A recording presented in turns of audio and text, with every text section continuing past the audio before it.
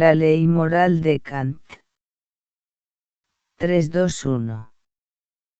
Nació y murió en Königsberg, Prusia.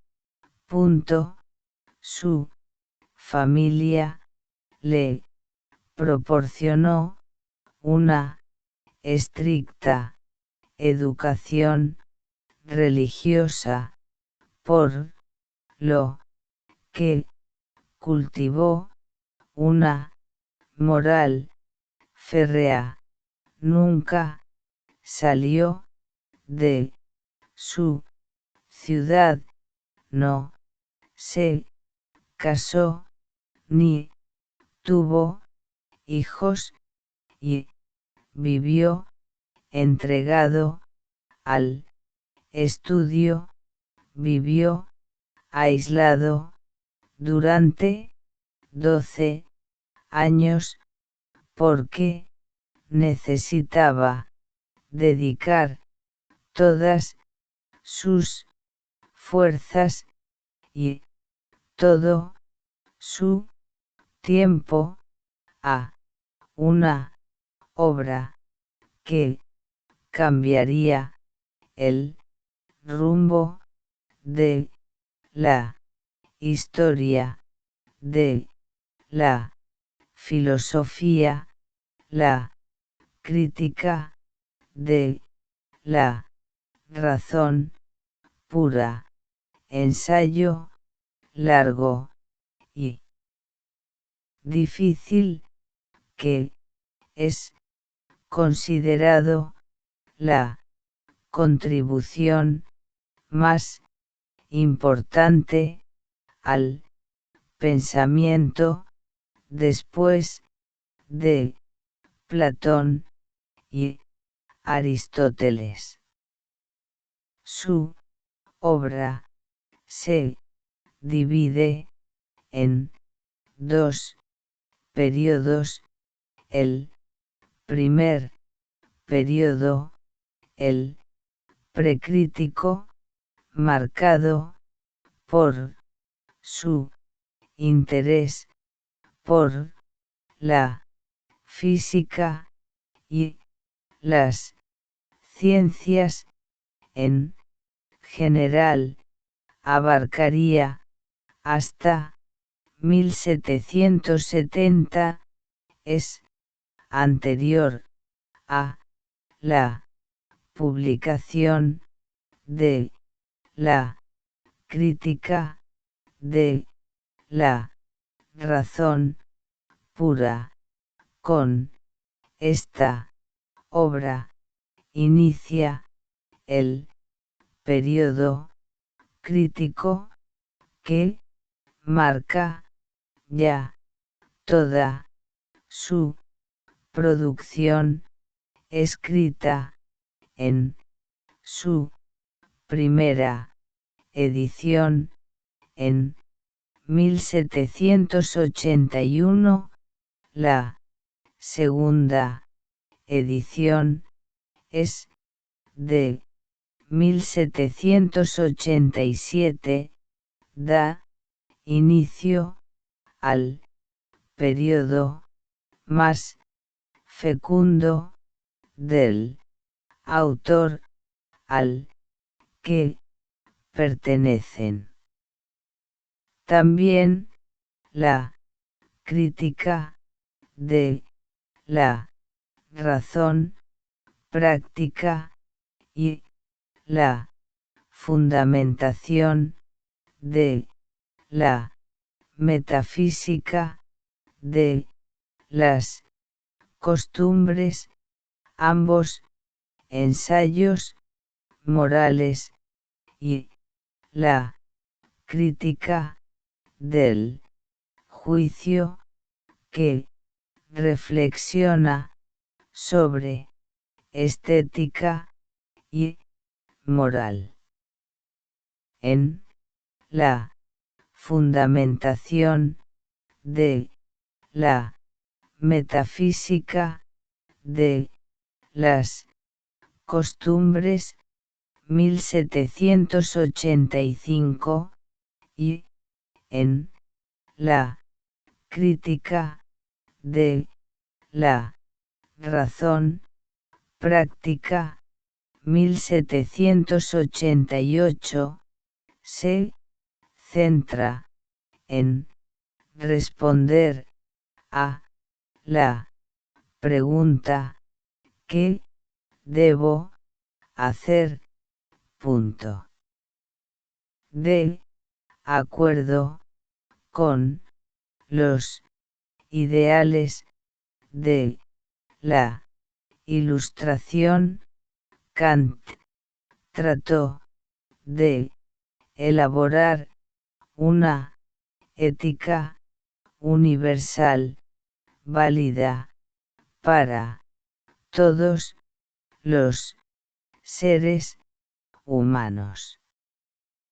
La propuesta ética de Kant parte de una crítica a las teorías éticas anteriores a las que considera éticas materiales con contenido, ya que orientan la vida humana a la consecución de un bien.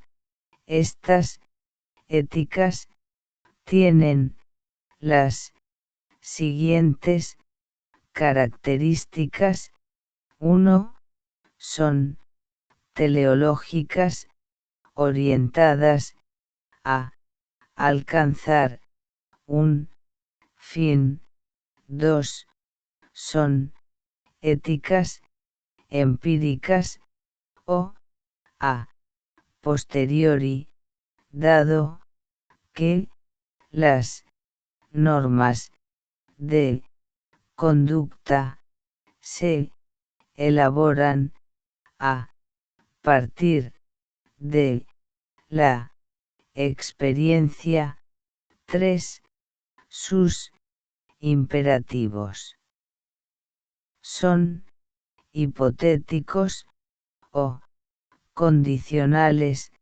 Estos imperativos son medios para conseguir cierto fin y se formulan del modo siguiente: si quieres ser feliz, obra del modo siguiente. Punto. 4. Son heterónomas, no es el sujeto el que se da a sí mismo la norma moral, sino que la recibe desde fuera de la propia razón.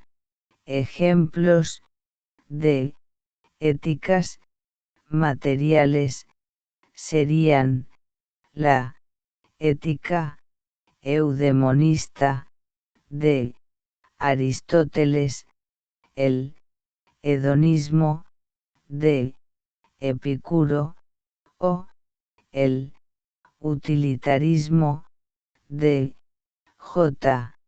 S. Mill. Frente a estas éticas, la propuesta kantiana es una ética formal, sin contenido, es una ética a priori, independiente de la experiencia universal y necesaria. Sus imperativos son categóricos, absolutos e incondicionados, es autónoma, es el propio ser humano quien determina la ley moral.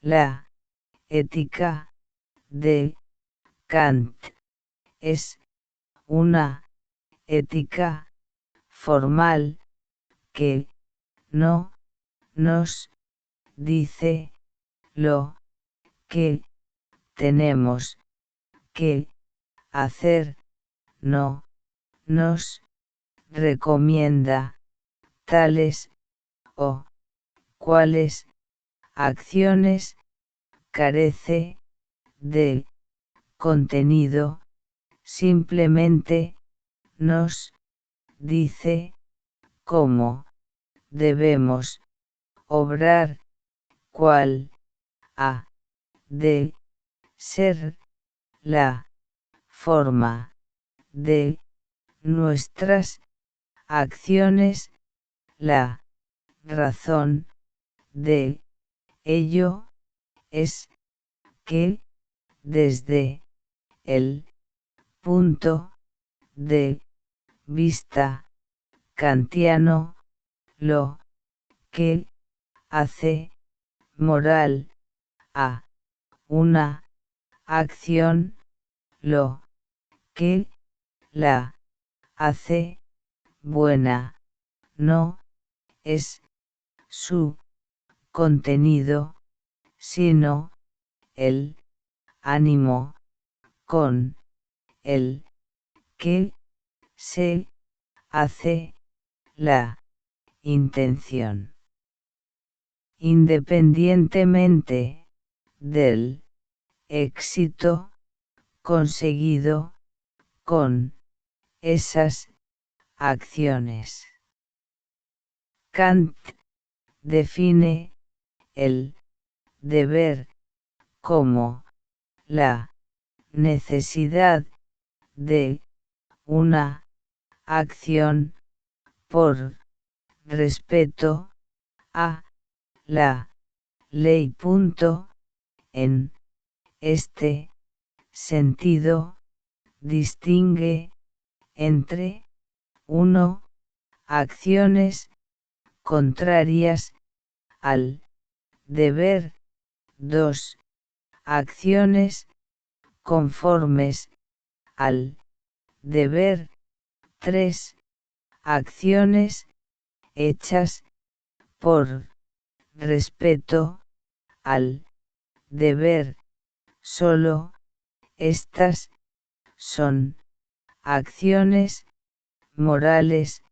Usando un ejemplo del propio Kant, un comerciante que no cobra precios abusivos a sus clientes obra conforme al deber, pero si lo hace para no perder a la clientela, lo hace solo conforme al deber, pero no por deber.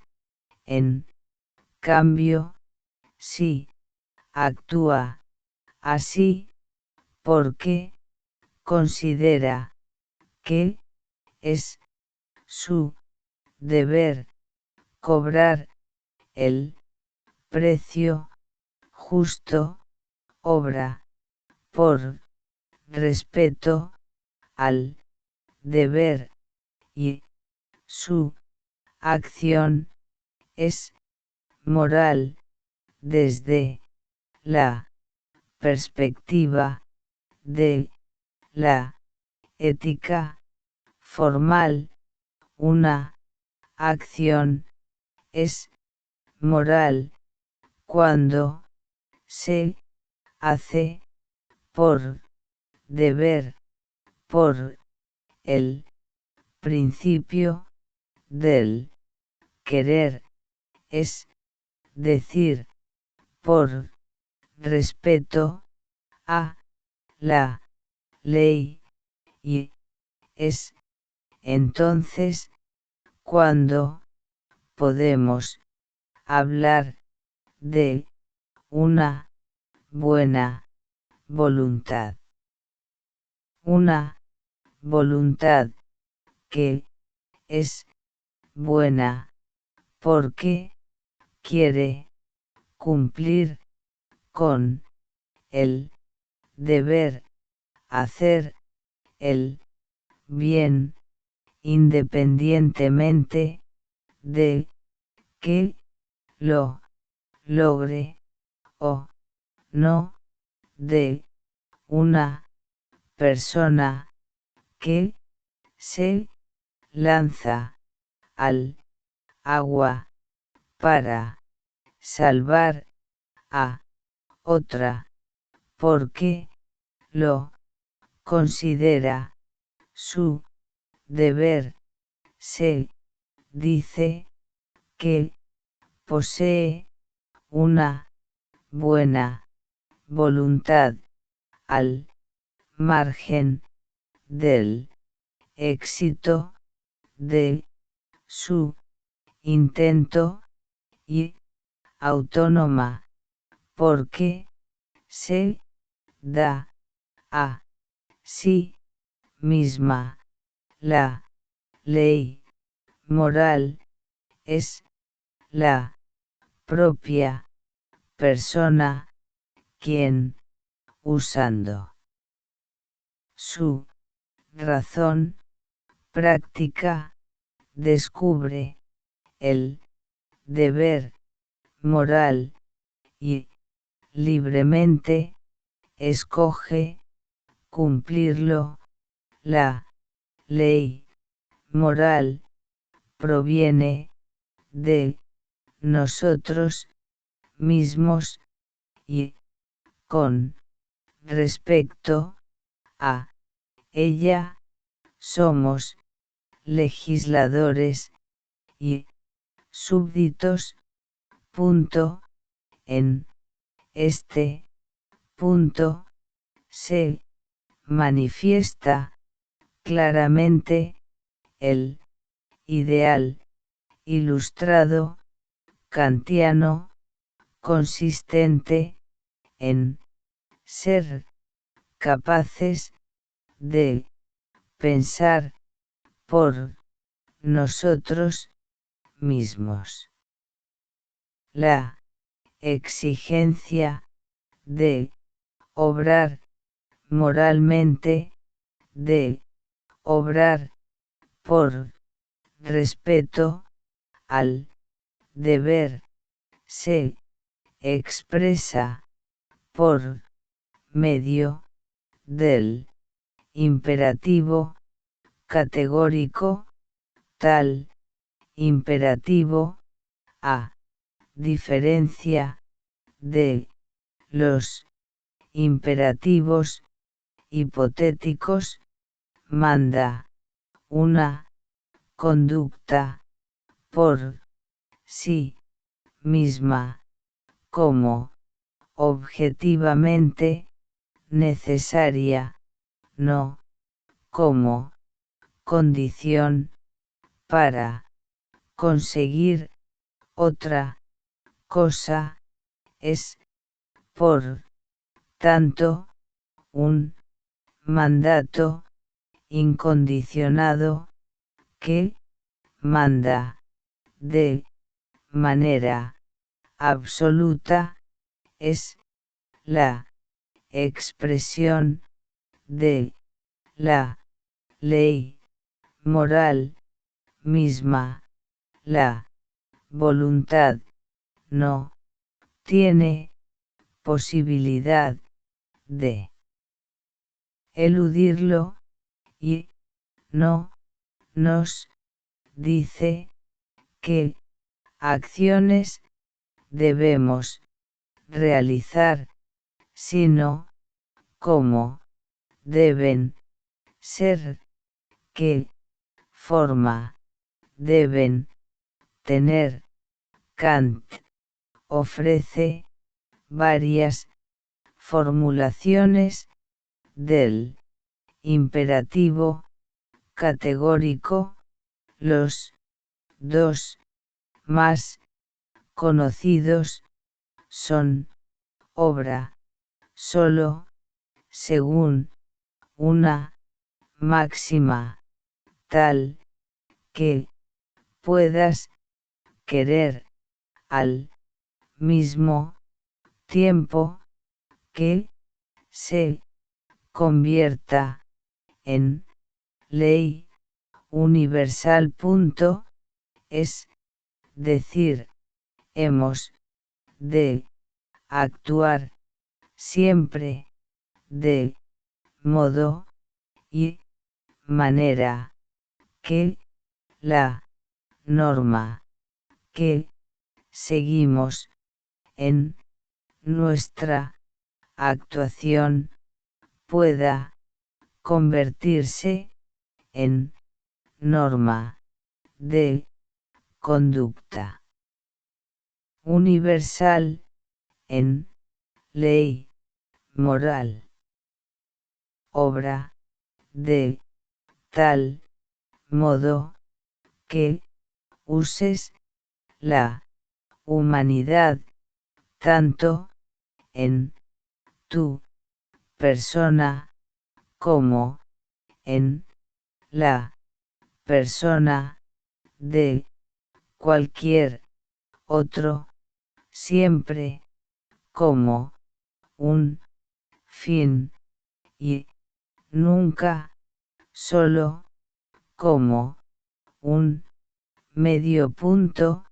Esto significa que tenemos que tratar a los seres humanos con dignidad, que no pueden ser usados como medios para satisfacer nuestros deseos, actuar de modo que tratemos a los demás como fines en sí mismos y no como medios, significa actuar de manera desinteresada. Para terminar el desarrollo del tema, analizaremos los postulados de la razón práctica.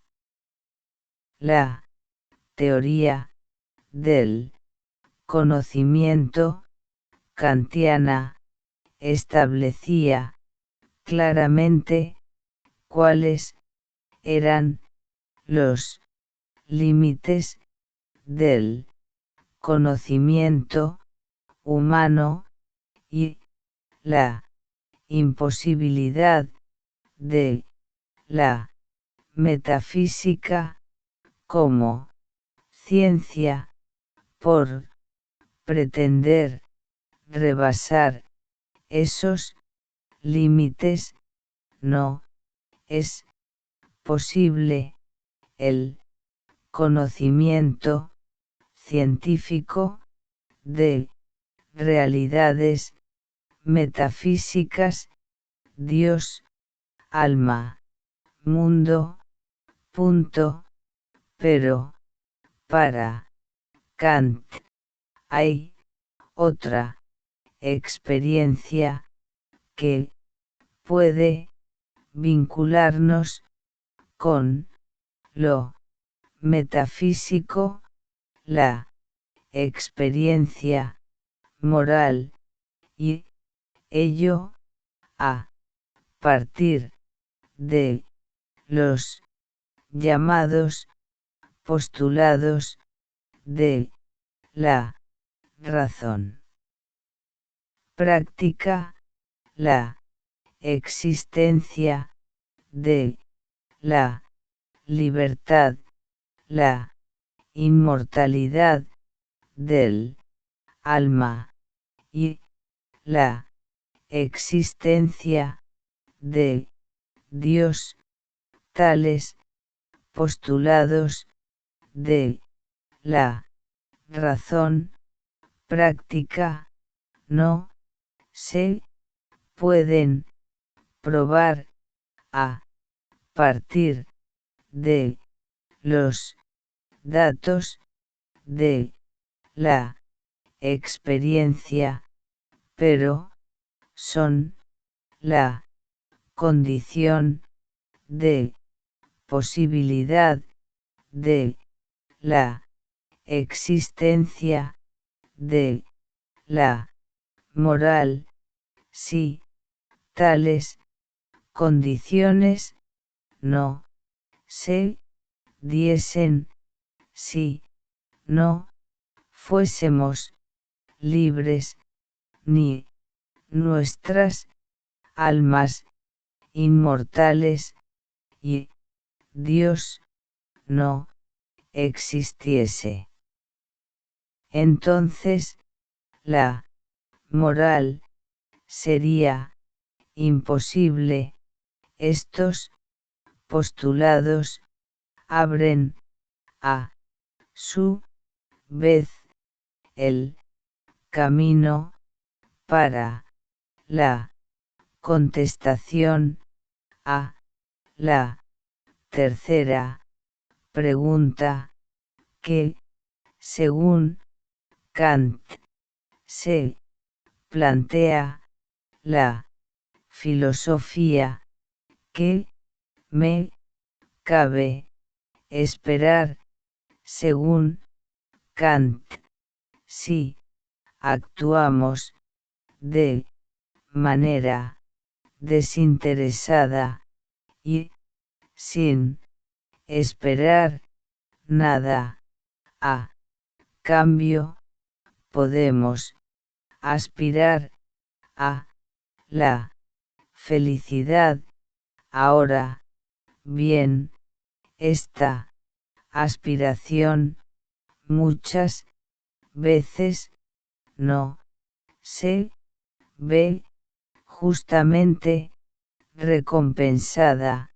A menudo observamos que en esta vida la virtud no siempre va acompañada de felicidad, y que los que por su comportamiento serían merecedores de ella padecen graves injusticias.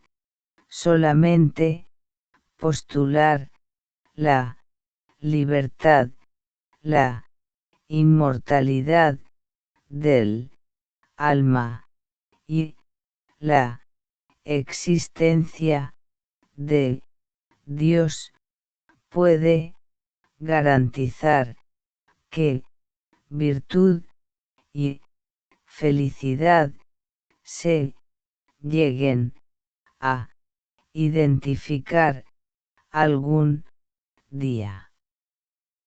Para concluir, analizaremos el papel de Kant en la historia de la filosofía, destacando que su filosofía no es tan solo un punto de llegada donde convergen las grandes ideas científicas, y filosóficas anteriores, sino también un punto de partida o, como mínimo, un gran punto de referencia. Sin duda, la repercusión directa más clara de la filosofía kantiana la encontramos en el idealismo alemán, Fichte, Schelling y Hegel. Movimiento filosófico de la primera mitad del siglo XIX y que tiene su origen en nuestro autor. Estos filósofos siguen a Kant en algunas de sus tesis principales, radicalizando sus planteamientos al potenciar el papel activo del sujeto y concluyen que la razón carece de límites al negar la noción de noumeno o cosa en sí.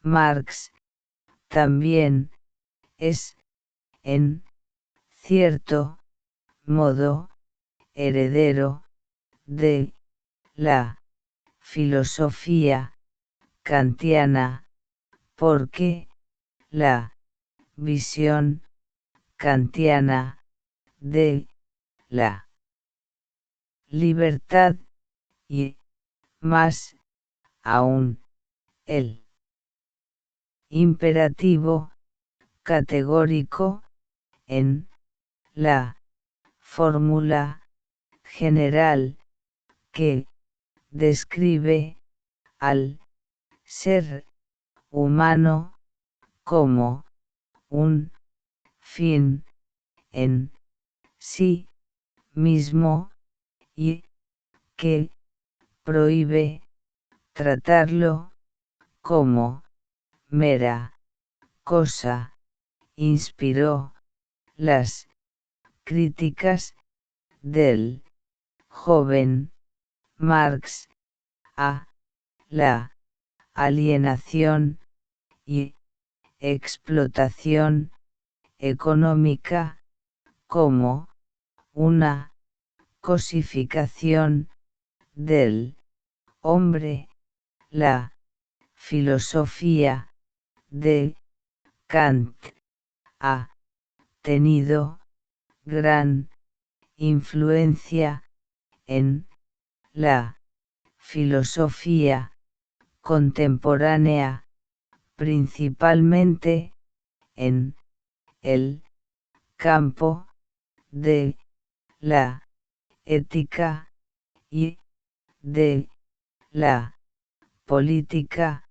Autores como Rawls y, en la actualidad, Habermas, la han utilizado para tratar de fundamentar sistemas justos de convivencia basados en acuerdos racionales derivados de la razón humana que hace el esfuerzo de pensar en clave universal.